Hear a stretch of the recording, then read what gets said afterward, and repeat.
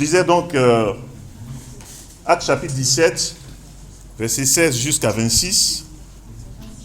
Le contexte, c'est l'apôtre Paul qui, après avoir persécuté l'Église, finit par être évangélisé par Jésus lui-même. Donc c'est Jésus qui le rencontre, qui le rend aveugle.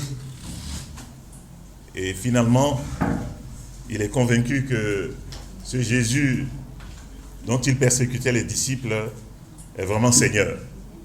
Et il est le Messie qu'il attendait depuis longtemps en tant que pharisien.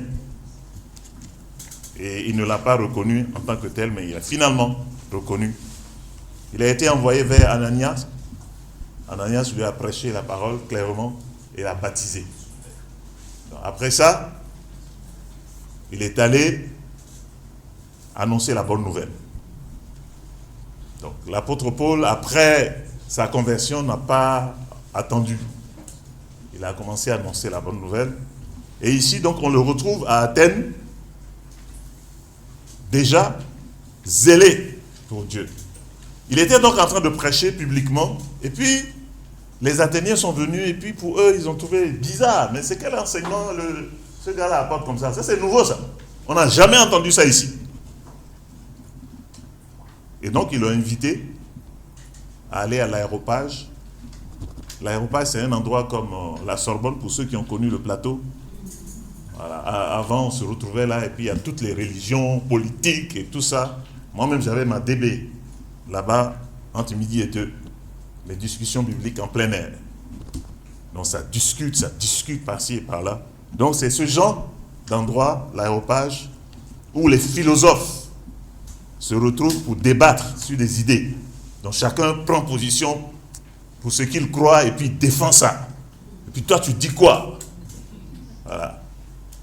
Donc, ils ont dit, il faut laisser ici, il faut venir à l'aéropage, parce qu'il y a des gars là-bas, on va bien t'écouter. Donc, Paul n'a pas hésité, donc il est parti là-bas, et puis il a commencé à annoncer l'évangile. Alors, on va lire le texte, et puis on va rentrer dans le texte. Actes chapitre 17, verset 16.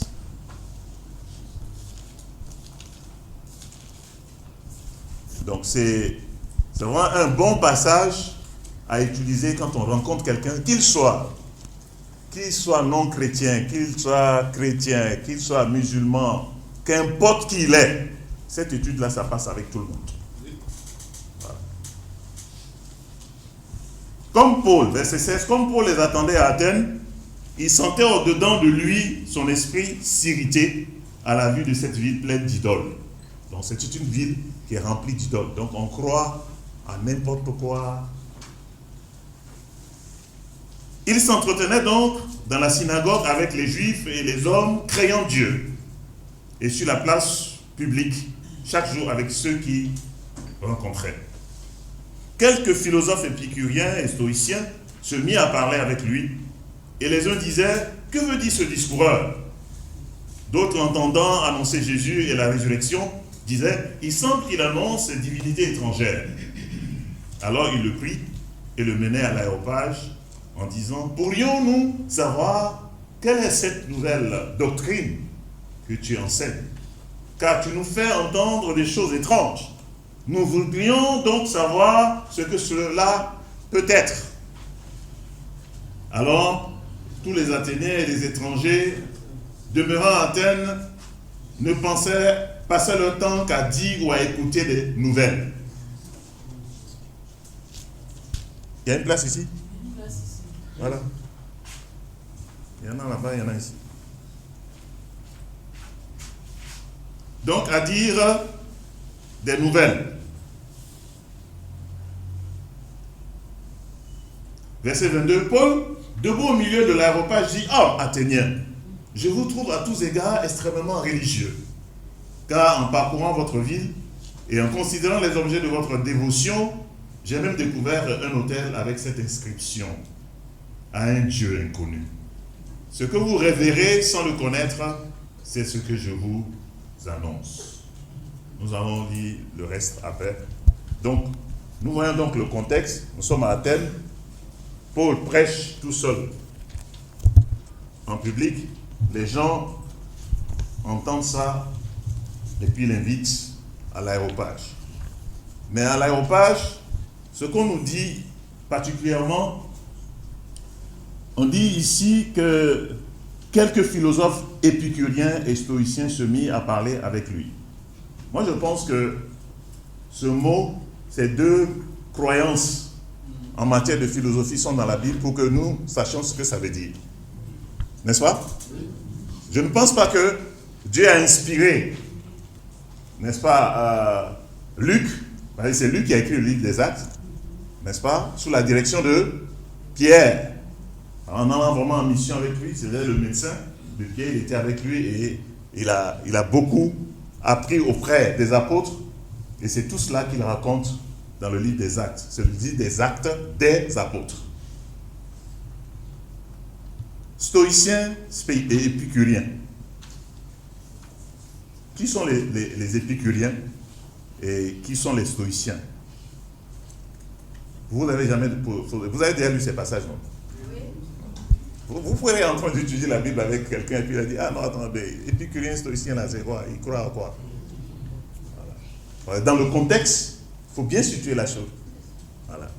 Alors, les épicuriens, c'était des disciples d'Épicure. Voilà. Un certain Épicure qui a vécu de 342 à 270 avant Jésus-Christ. Donc, bien avant que notre ère, Épicure a existé, c'est un philosophe et il avait donc des disciples. Contrairement à ce qu'on pense souvent, ce épicurien-là ne cherchait pas le plaisir excessif. Vous voyez, certains disent que c'est quelqu'un, les épicuriens sont des gens qui cherchent le plaisir. Donc, ils vivent la vie en abondance. Ils profitent de la vie. Mais épicurien, c'est plutôt des plaisirs simples, mais c'est aussi l'absence de souffrance. Les épicuriens, c'est des gens qui veulent profiter de la vie, mais ils ne veulent pas aussi souffrir. On dirait qu'ils ressemblent à beaucoup parmi nous. Vrai ou faux? On veut profiter de la vie, n'est-ce pas? Vrai ou faux? Voilà. Mais on ne veut pas souffrir aussi. Voilà. Personne ne veut souffrir. Et leur philosophie était, vraiment matérielle. Ils niaient l'action de Dieu. Ils voulaient ça. C'est-à-dire qu'ils voulaient profiter de la vie, être heureux, être comblés, mais ils niaient l'existence de Dieu. Vous allez voir le rapport avec cette étude. Et ils croyaient pas du tout à la résurrection de l'âme, que le fait que l'âme, lorsqu'on meurt, que l'âme continue de vivre. Pour eux, quand on meurt, c'est fini, rien, terminé. Après la mort, il n'y a plus de vie. C'est pour ça qu'ils profitent de la vie. Amen. Amen. Et je pense que beaucoup d'hommes sur la terre pensent comme ça aussi. Ils pensent que la vie se limite à la terre, à tout ce qu'on voit. Ça au moins je vois, je veux profiter de ça, je veux avoir maison, je veux avoir du travail, je veux avoir des enfants, je veux avoir une femme, je veux avoir une belle maison, une belle voiture. Mais je ne veux pas souffrir. Beaucoup d'hommes sur la surface de la terre, des millions et des millions de personnes, leur vie c'est limité à ça. Ce sont des épicuriens. Et si on réfléchit bien, il y a des gens qui se disent chrétiens, mais au fond qui sont des épicuriens. Des gens qui veulent le bonheur, la satisfaction. Non, je veux vivre ma vie, et puis je ne veux pas souffrir. Et puis je ne crois pas à l'existence de Dieu. Et puis de toute manière, quand je meurs, après la mort, il n'y a plus rien. Donc profitons-en. Maintenant. Voilà, comme ça. Il a trouvé donc des philosophes, des gens sur place. Mais lui, il annonce quoi? Jésus et la vie après la mort. Donc ça me semble bizarre. Voilà. C'est pour ça que parfois, quand nous annonçons l'évangile, les gens vont nous trouver aussi bizarres. Voilà. Ils vont nous trouver bizarres. Donc pour eux, l'âme est mortelle. Mais pour nous, les chrétiens, l'âme est immortelle. Vrai ou faux? Oui. J'espère que vous avez cette conviction. Amen. Et ils pensaient que les dieux, s'ils existent, ils n'interviendraient jamais dans les affaires humaines. C'est-à-dire, même s'il y avait des dieux qui existent, ils ne vont même pas intervenir dans l'affaire des hommes. Donc s'il y a même un Dieu qui existe quelque part, il n'a qu'à faire tout ce qu'il veut. Moi, il ne peut pas intervenir dans ma vie. Je ne sais pas si vous voyez la dimension de la croyance des épicuriens. Donc c'est des gens qui se fichent de l'existence d'un Dieu quelconque qui existe quelque part et à qui on doit rendre compte. Ça existe, des hommes comme ça.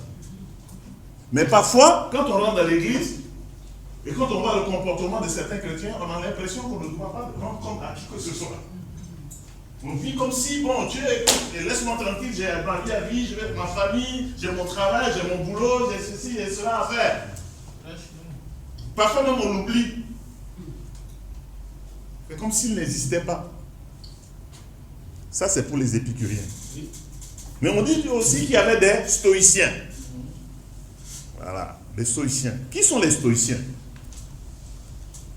Les stoïciens, ils étaient des disciples d'un certain Zénon. Il s'appelait Zénon. Il a existé à la fin du 6e siècle, avant Jésus-Christ. Donc, Zénon et le stoïcisme ont existé bien avant les épicuriens.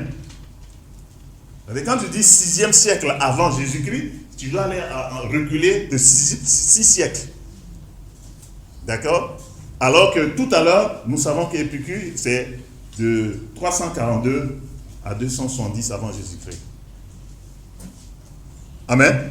Amen. On est ensemble? Alors, quelles étaient les croyances des stoïciens?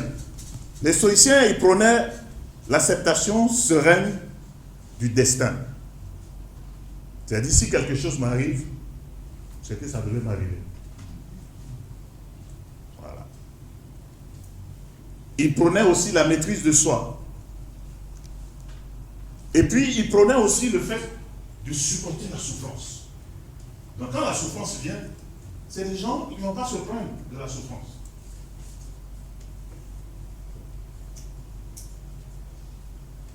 Les stoïciens sont stoïques. Ils sont stoïques face vraiment aux difficultés de la vie. C'est des durs. Voilà, c'est des durs. Et pour eux, la seule source du bonheur, c'était la vertu et le fait de vivre en accord avec la nature. Donc pour eux, pour être heureux, il faut être vertueux. Vous savez ce que ça veut dire? Quelqu'un peut expliquer ce que ça veut dire? Que le bonheur vient du fait d'être vertueux. Oui? Bon, pour moi, j'entends comme vertu, avoir des vertus. Avoir des vertus. Être bon, être gentil, voilà. Être honnête, être intègre. Voilà. Voilà. Les stoïciens sont comme ça. C'est-à-dire, si je vais être heureux, je ne vais pas faire du mal à l'autre. Si je vais vraiment être heureux, je dois dire la vérité. Je dois être sincère. Il dit quelque chose, c'est ça qui est vrai, c'est pas autre chose. Comme ça, je suis heureux, je suis tranquille. Donc, vous voyez, si on comparait les deux philosophies, qu'est-ce qu'on choisirait? Qu'est-ce que vous choisirez? Les stoïciens. Voilà. Seulement que bon, c'est pas facile pour nous de supporter les épreuves. Mais eux, dans les stoïciens, qu'importe l'épreuve, on avance. Ça ressemble un peu, au fait, à la vie des disciples. N'est-ce pas? Donc, on retrouve du christianisme dans le stoïcisme. C'est-à-dire, il y a la vertu, il y a le fait de bien se comporter. Mais ouais, quand ça se passe comme ça, tu te donnes gloire. Voilà. Je suis heureux parce que je fais un effort sur moi-même, de renoncer à moi-même, de dire la vérité. Donc tout autour de moi. Il n'y a pas un Dieu quelque part aussi. Or, la différence avec les chrétiens, notre vertu nous provient de quoi? De la connexion et la relation que nous avons avec Dieu. Ouais. Donc autour de nous, il y a toutes sortes de croyances, de philosophies aujourd'hui. Même dans le christianisme, vous allez voir qu'il y a plein de croyances. La semaine prochaine, je vais me rendre à Korogo pour aller régler un problème de fausse doctrine dans l'église de Korogo. Parce qu'il y a un couple qui est là-bas et qui est en train de faire entrer des fausses doctrines. Et il faut qu'on mette fin à ça. Donc, les enseignants s'en vont là-bas pour régler ce problème. Il n'y a pas longtemps, on a eu ça aussi. On a eu des gens qui se sont levés parmi nous, qui ont commencé à parler du fait de parler en langue, d'imposer les mains. Ils ont le don de prophétie. Ils sont partis. Après, ils se sont divisés. La plupart, chacun est parti de son côté. Donc, ils continuent dedans. Ouais. Donc, on n'est pas à l'abri de quoi que ce soit. Et puis on peut être assis ici en train de croire à des choses qui n'ont rien à voir avec la parole de Dieu. Voilà. Donc, l'apôtre Paul donc arrive dans ce contexte-là où les gens ont leur philosophie, leur croyance. Nous, notre philosophie, c'est la philosophie du Christ.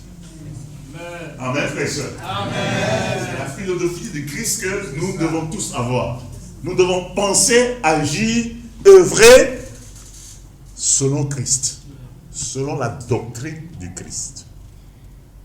Je voudrais vous rappeler ce que l'apôtre Jean dit dans sa deuxième épître, au verset 9. Notez bien ça, 2 Jean 9.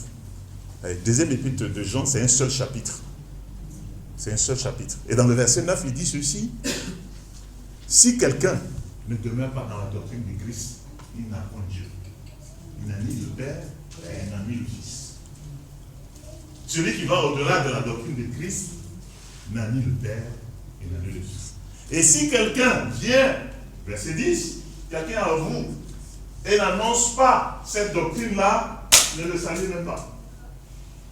Ça, c'est une parenthèse. Alors, quelles leçons pouvons-nous tirer déjà de cette vraiment introduction? D'abord, au verset 22, il est dit, il commence à prêcher, Paul debout donc au milieu de l'aéropage, dit: homme athénien, je vous trouve à tous égards extrêmement religieux. C'est quoi un religieux? Je vous trouve extrêmement religieux. C'est quoi un religieux? Oui? On voit les signes de la religion. C'est voiler la tête, porter la croix. Oui? D'accord, merci maman. C'est quelqu'un qui pratique une religion. C'est ce que quelqu'un qui pratique une religion. Un religieux, c'est quelqu'un qui pratique une religion. Est-ce que nous sommes dans la religion? Non. Dès que tu acceptes vraiment la religion, c'est peu comme tu peux permettre à chacun de croire ce qu'il veut.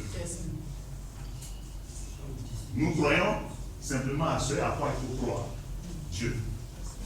Amen. Amen. Voilà. Tu voulais dire quelque chose d'autre? Bien, c'est ça. C'est ça.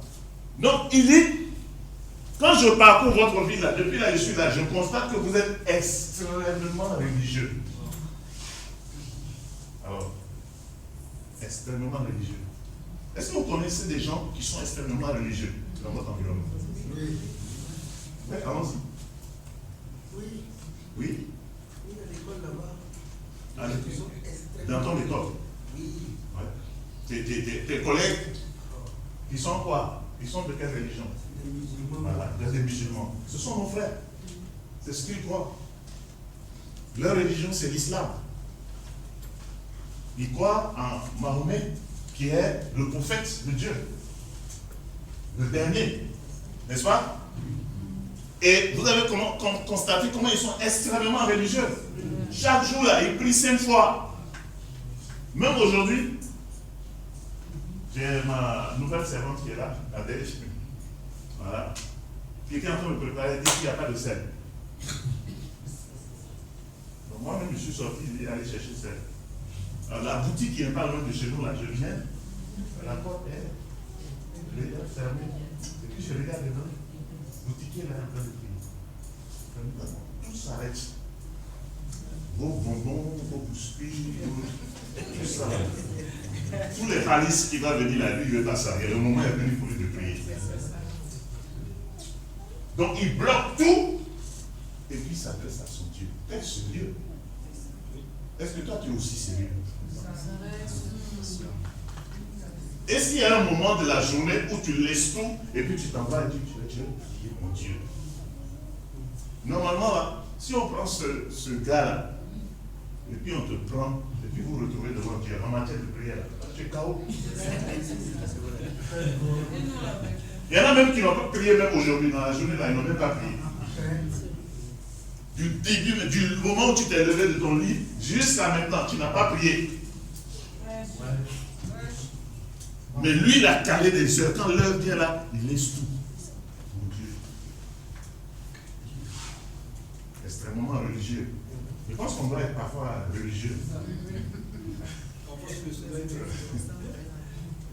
Donc j'ai dû laisser cette boutique pour aller dans une autre boutique où il y avait un gars qui n'a pas les convictions comme lui. Et quand je suis arrivé là-bas, il était en train de faire des transferts d'argent et tout ça là. Il dit, est-ce qu'il y a 17? Je sais pas, il dit, il y a 17. Il dit, montre-moi 17. C'est combien? C'est 300. Voilà. Extrêmement religieux. Et il ajoute une chose. Car, pourquoi il explique ça? Il explique maintenant, car en parcourant votre ville et en considérant les objets de votre dévotion, j'ai même découvert un hôtel avec cette inscription à un Dieu inconnu. C'est-à-dire, eux, ils ne connaissent pas Dieu. Ils savent qu'il existe. Ils savent que c'est lui qui a fait toutes choses. Et ils ont construit un temple pour lui. Et puis ils ont cru devant un Dieu inconnu. C'est pour toi. On ne te connaît pas rien. On t'adore. Mais nous, on connaît Dieu, mais on ne l'adore pas comme on devrait l'adorer. Vous voyez, il y a une confiance quelque part. On le connaît, on sait qui il est. Alors, le point ici qu'il faut sortir, clairement, et je pense que nous sommes tous passés par là, c'est qu'on peut être extrêmement religieux sans connaître Dieu.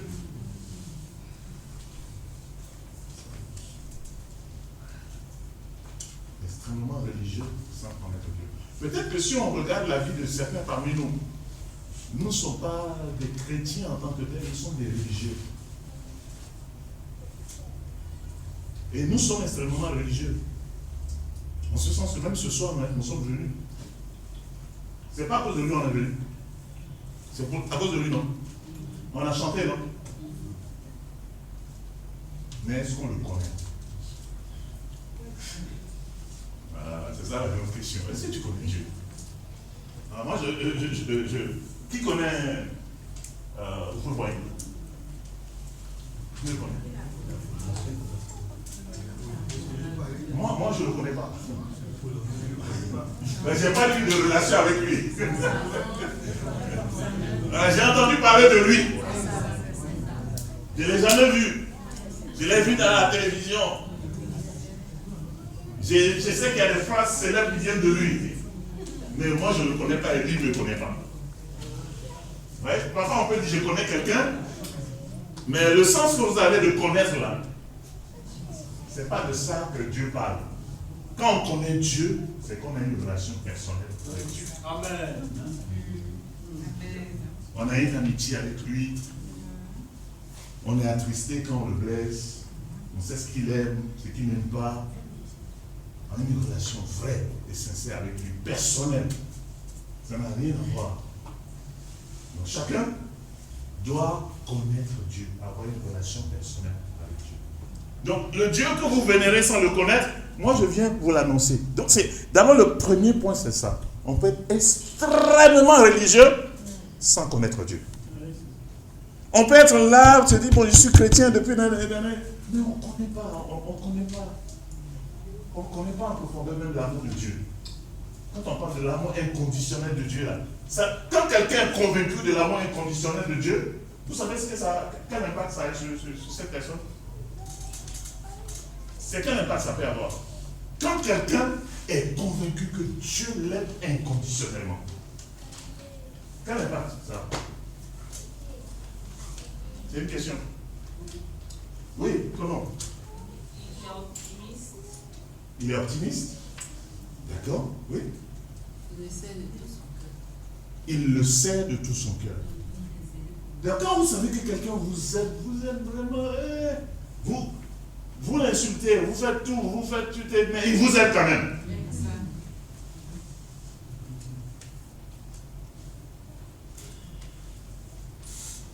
C'est incroyable. C'est ça que l'apôtre Paul dit là, dans 2 Corinthiens 5, il dit que l'amour du Christ nous domine.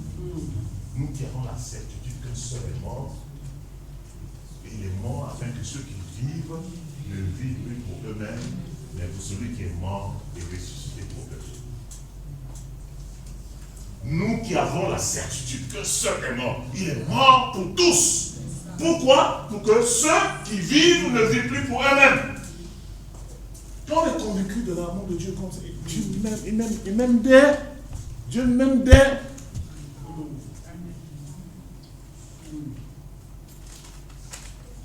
Donc je suis quelqu'un de spécial. Et puis moi aussi je veux l'aimer. Je veux le servir avec passion, avec détermination. L'amour de Christ nous domine parce que nous connaissons Christ. Nous le connaissons. Donc, il y a ce point-là.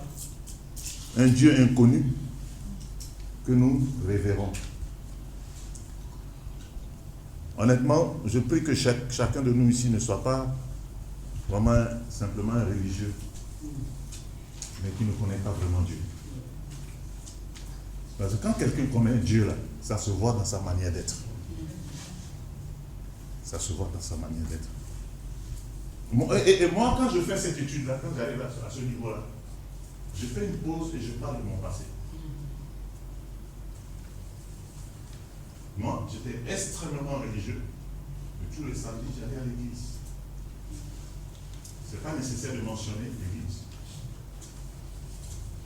Ce n'est pas nécessaire. J'étais religieux, j'étais dans une dénomination, un groupe. Mais chaque samedi, je me retrouvais avec mes amis et tout ça. Et on se retrouvait entre amis aussi. Ils venaient aussi prier et tout ça. Mais quand on finit là, après les choses qu'on fait aussi après notre foi, c'était des choses bizarres. Mais c'était un lieu de rencontre même pour retrouver nos copines. Et pourtant, on venait, on paraissait vraiment très sérieux. Et ces garçons-là, ils vont tout le temps à l'église. Mais ils vont à l'église pourquoi? Et moi, j'allais à l'église, j'étais converti, mais j'avais une double vie. J'étais bien vu comme un garçon sérieux au quartier, à la maison, mais ce que je faisais là. Et puis, en même temps, quand je faisais ça, moi, je me sentais triste. J'allais confesser les péchés, je m'arrête un moment, je lis ma Bible, mais ma vie n'a pas changé. Et j'ai continué à chercher Dieu pendant longtemps. Extrêmement religieux, mais ne connaît pas Dieu. Alors, quand on lit la suite, verset 23, acte 17, verset 23. Car en parcourant votre ville et en considérant l'objet de votre adoration, j'ai même découvert, bon, il y a tout ça. Maintenant, au verset 24, qu'est-ce qu'il fait? Il commence maintenant à parler de Dieu. Voilà. Donc, la première question que je pose dans cette étude-là, c'est: que cherches-tu dans la vie? Qu'est-ce que tu cherches dans la vie? Qu'est-ce que nous cherchons dans la vie? Donc, on a déjà vu les épicuriens, les stoïciens, ils savent ce qu'ils cherchent dans la vie. Voilà. Oui? Nous cherchons le salut. Mais qu'est-ce qu'il y a dans le salut? Dans la vie, on court après quoi? Oui? Le bonheur. La vie éternelle. La vie éternelle, c'est vrai, mais souvent, c'est pas ça qu'on voit. Hein. Quelqu'un qui court avec la vie éternelle, non, ça se voit. Mais quand quelqu'un se lève le matin, Ce qu'il fait là, vous pouvez savoir après quoi il court. Hein, oui. On appelle l'argent le bien-être. C'est pas ça? Qui cherche le bien-être ici? Nous tous on cherche le bien-être. On veut tous le bien-être. Donc on ressemble un peu à qui? Parmi les deux. Les stoïciens. Voilà. On cherche le bien-être. Mais qui donne le bien-être? C'est Dieu. C'est comme cet après-midi là, on m'a dit il n'y a pas de sel. Et je me suis dit, il faut que j'aille chercher le sel. J'ai demandé à ma fille, bon, il faut aller chercher. Elle dit, ah, on ne trouve pas de sel dans la boutique. Dans notre boutique, il n'y a pas de sel. J'ai dit, non, t'es sûr.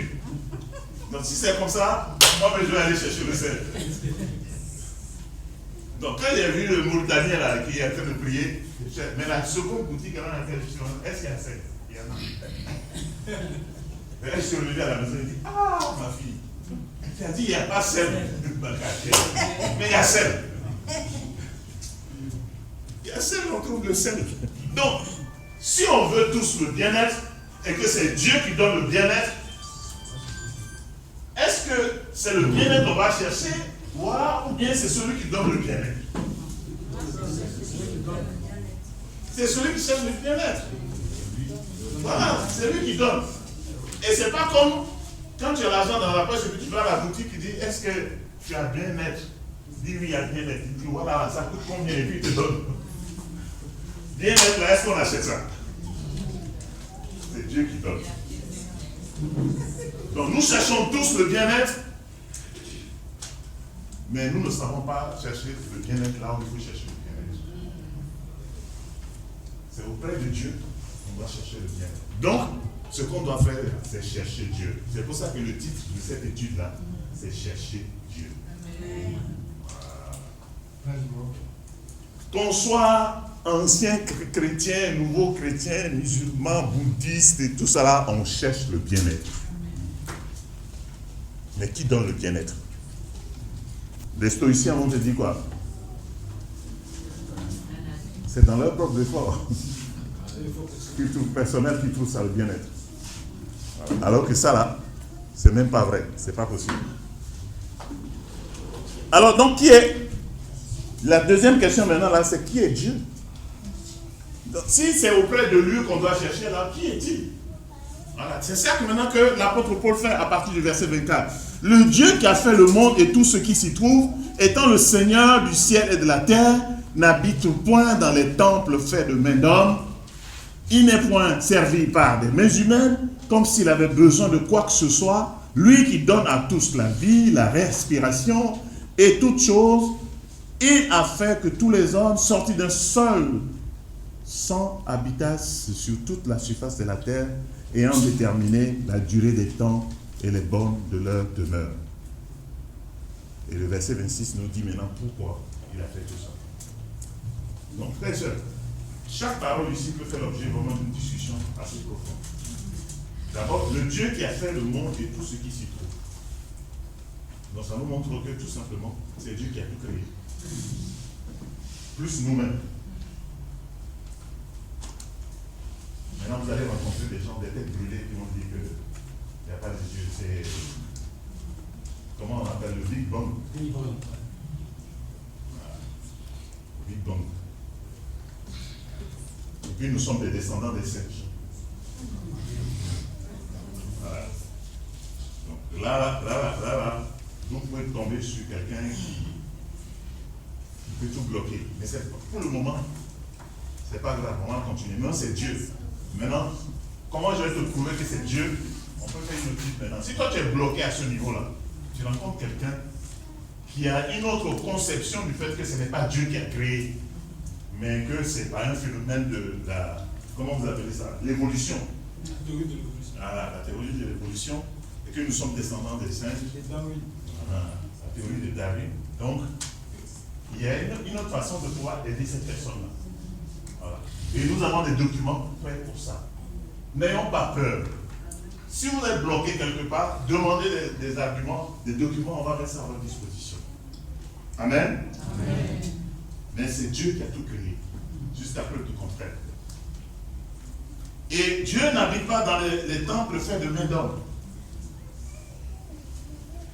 Mais il y a beaucoup de religions qui pensent comme ça. Et même nous les chrétiens, on pense comme ça. Ou bien, moi j'ai beaucoup pensé comme ça avant. C'est-à-dire que quand je viens, je passe devant l'église là. C'est un peu comme Dieu habite là, et puis en passant, je le salue. Hé, salut Dieu, comment tu vas? Quand quelqu'un raisonne comme ça,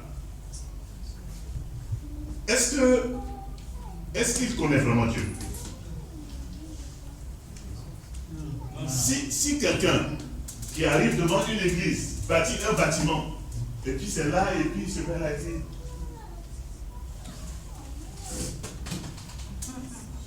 quelle est sa conception de Dieu? Hein? Sa conception, c'est que Dieu habite dans un bâtiment. Dieu n'habite pas dans sa maison.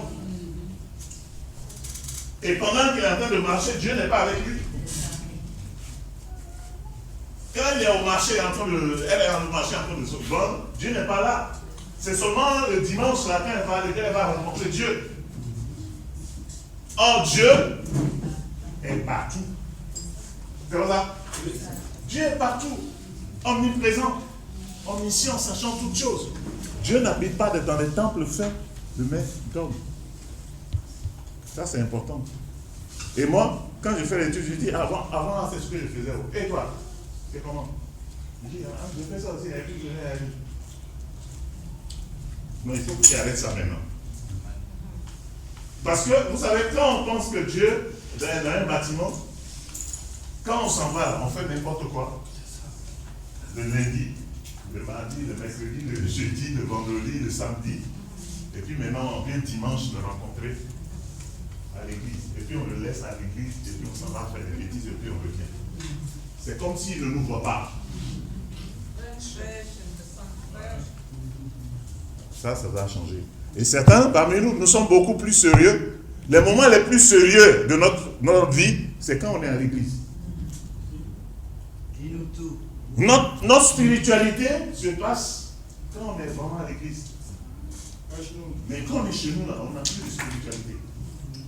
On est plus sérieux avec Dieu. On ne sait pas, on ne réalise pas qu'il nous voit, qu'il sait ce que nous faisons et qu'il réalise tout ce que... Puisqu'il a dit qu'il sera avec nous tous les jours jusqu'à la fin du monde.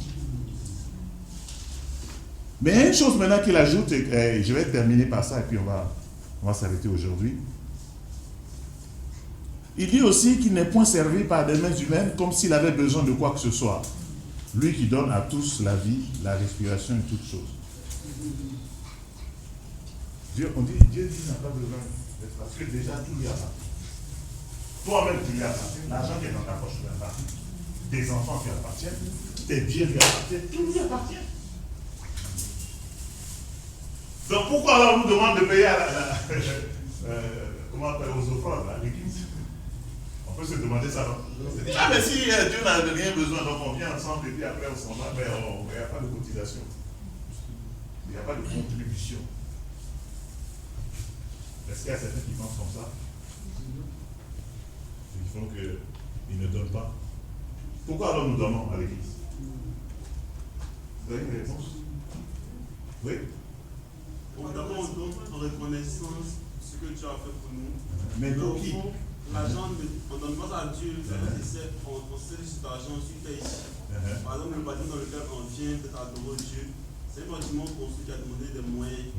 Donc, du coup, tu donnes ton argent, c'est pour construire une maison dans laquelle toi, tu vas finir plus tard pour peut-être remonter les fleurs et se prier. Donc, cet argent, on ne baisse pas ça à Dieu, c'est au service des hommes, ça à cause de ton service. Il le dit à Malachie, lui-même Dieu dit ça à Malachie. Il dit de donner pour qu'il fasse bon vivre dans sa maison. L'humanitaire, qui paye ça?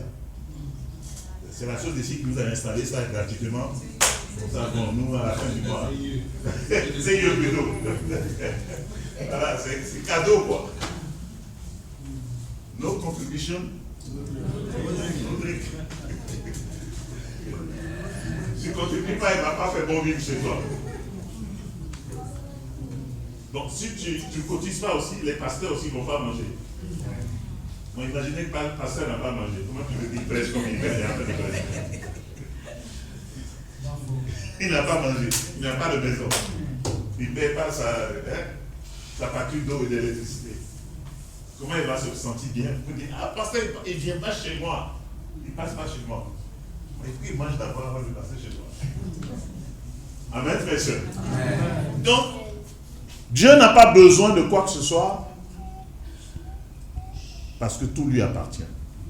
Et la dernière chose, vraiment sur laquelle Paul a parlé,